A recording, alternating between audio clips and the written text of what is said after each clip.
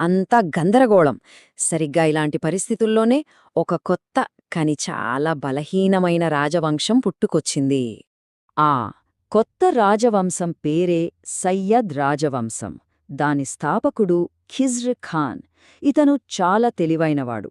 తనను తాను రాజుగా కాకుండా ఒక కేర్టేకర్గా, అంటే ఒక సంరక్షకుడుగా చూపించుకున్నాడు. అతని పాలనా స్టైల్ చాలా భిన్నంగా ఉంటుంది. చూద్దాం.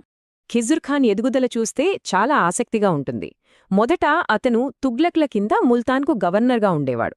1398లో తైమూర్ దండయాత్ర చేసినప్పుడు ఇతను తైమూర్ పక్షాన చేరాడు. తైమూర్ వెళ్ళిపోతూ లాహోర్, ముల్తాన్ లాంటి కీలక ప్రాంతాలకు ఇతన్ని గవర్నర్గా నియమించాడు.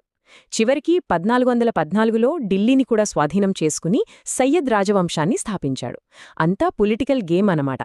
ఇక్కడే ఖిజర్ ఖాన్ తెలివి కనిపిస్తుంది. సాధారణంగా ఒక సుల్తాన్ ఏం చేస్తాడు? వెంటనే తన్ను తాను సుల్తాన్ అని ప్రకటించుకుంటాడు.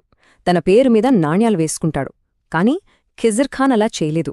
అతను సుల్తాన్ బిరుదును తీసుకోలేదు. పాత తుగ్లక్ నాణాలనే వాడాడు. ఇంకా చెప్పాలంటే ప్రార్థనలప్పుడు చదివే ఖుద్బా కూడా తైమూర్ వారసుడి పేరుమీద చదివించేవాడు. అంటే నేను మీ ప్రతినిధిని మాత్రమే, అసలైన రాజును కాదు అని చెప్పుకునే ప్రయత్నం చేశాడు.